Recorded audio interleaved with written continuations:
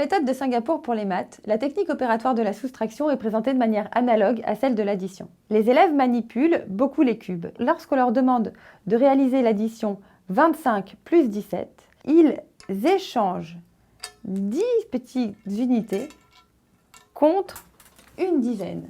Et 25 plus 17 deviennent 42. Cette dizaine qu'ils ont échangée, ça correspond à la retenue lorsqu'ils posent l'addition. Cette retenue, c'est cette dizaine.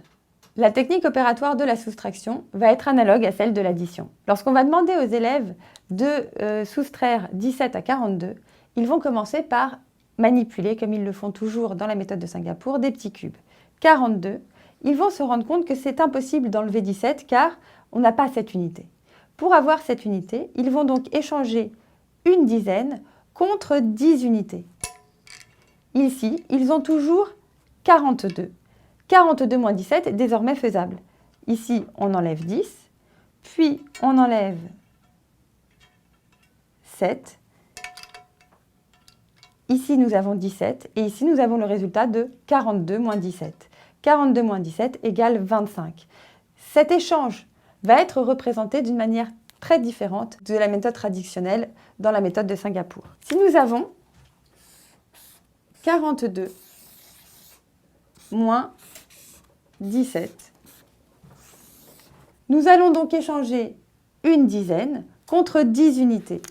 C'est-à-dire qu'ici, nous n'aurons plus 2, mais 12. Et ici, nous n'aurons plus 4 dizaines, mais 3 dizaines. Ainsi, 42 est bien égal à 3 dizaines plus 12 unités.